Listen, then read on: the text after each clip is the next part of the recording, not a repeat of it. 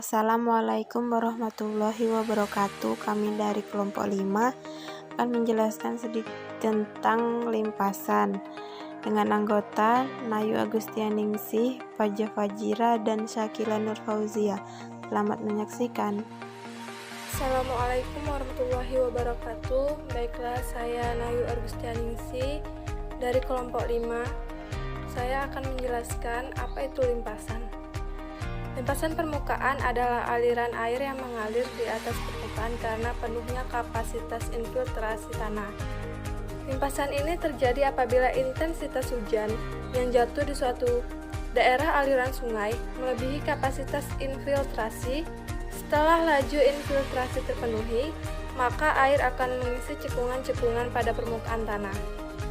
Setelah cekungan-cekungan tersebut penuh, selanjutnya air akan mengalir atau melimpas di atas permukaan tanah. Faktor-faktor apa saja yang mempengaruhi limpasan? Yang pertama, faktor-faktor yang mempengaruhi volume limpasan permukaan yaitu tipe tanah, vegetasi, dan kemiringan, serta ukuran daerah tangkapan. Faktor-faktor yang mempengaruhi volume limpasan permukaan. Yang pertama itu tadi tipe tanah. Kapasitas infiltrasi suatu tanah dipengaruhi oleh porositas tanah yang menentukan kapasitas simpanan air dan mempengaruhi resistensi air untuk mengalir ke lapisan tanah yang lebih dalam. Jadi di sini tipe tanah menentukan lajunya infiltrasi atau mempengaruhi limpasan itu terjadi. Jika tanah tersebut sudah tidak bisa meresap air, maka air yang mengalir akan melimpas ke atas permukaan tanah tetapi tidak meresap ke dalam tanah tersebut. Yang kedua itu adalah vegetasi. Besarnya simpanan intersepsi pada tajuk vegetasi tergantung pada macam vegetasi dan fase tumbuhan.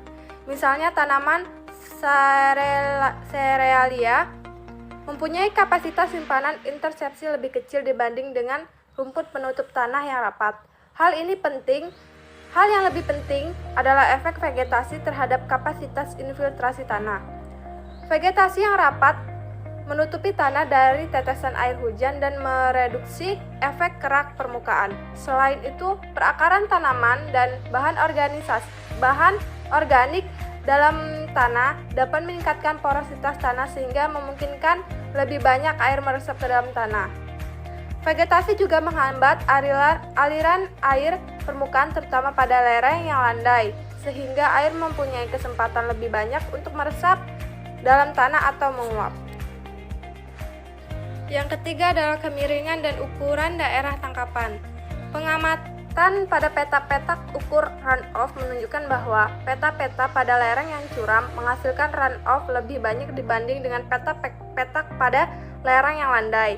Selain itu, jumlah runoff menurun dengan meningkatnya panjang lereng. Hal seperti ini terjadi karena aliran air permukaan lebih lambat dan waktu konsentrasinya lebih panjang, yaitu waktu yang diperlukan oleh tetesan air hujan untuk mencapai outlet daerah tangkapan air. Hal ini berarti bahwa air mempunyai lebih banyak kesempatan untuk infiltration dan evaporasi sebelum ia mencapai titik pengukuran di outlet. Hal yang sama juga berlaku kalau kita membandingkan daerah-daerah tangkapan yang ukurannya berbeda. Yang kedua, faktor-faktor yang mempengaruhi agian waktu limpasan permukaan. Yang pertama, faktor meteorologi yang terdiri dari tipe, intensitas lama, dan agian presipitasi, suhu, kelembapan, radiasi matahari, kecepatan angin, dan tekanan udara. Yang kedua, faktor daerah aliran sungai yang berupa bentuk daerah aliran sungai, kemiringan daerah aliran sungai, geologi, tipe tanah, vegetasi, dan jaringan drainase. Yang ketiga, faktor manusia. Menurut Seihan tahun 1977, faktor-faktor tersebut langsung atau tidak langsung akan berhubungan dengan aliran air di sungai yang berada dalam daerah aliran sungai tersebut. Saya Faja Fajira akan melanjutkan materi yang telah dijelaskan oleh Nayu Agustianingsih. Baiklah, materinya adalah komponen-komponen limpasan. Komponen-komponen limpasan terbagi menjadi 3, yaitu aliran permukaan, aliran antara, dan aliran air tanah. Aliran permukaan bagian dari air hujan yang mengalir dalam bentuk lapisan tipis di atas permukaan tanah. Yang kedua, aliran antara. Aliran dalam arah lateral yang terjadi di bawah permukaan laut. Yang ketiga, aliran air tanah. Aliran yang terjadi di permukaan air tanah ke elevasi yang lebih rendah dan akhirnya menuju sungai atau langsung laut. Selanjutnya yaitu hubungan limpasan dengan curah hujan. Pengaruh intensitas hujan terhadap limpasan permukaan sangat tergantung pada laju infiltrasi. Maka dari itu, limpasan permukaan terjadi sejalan dengan peningkatan intensitas curah hujan. Proses siklus hidrologi. Proses siklus hidrologi dapat dimulai dari mana saja, mulai dari penguapan, hujan, peresapan, atau limpasan akan mengalami siklus yang sama. Proses hidrologi tersebut dapat berjalan secara cepat maupun lambat, tergantung kondisi fisik alam masing-masing daerah.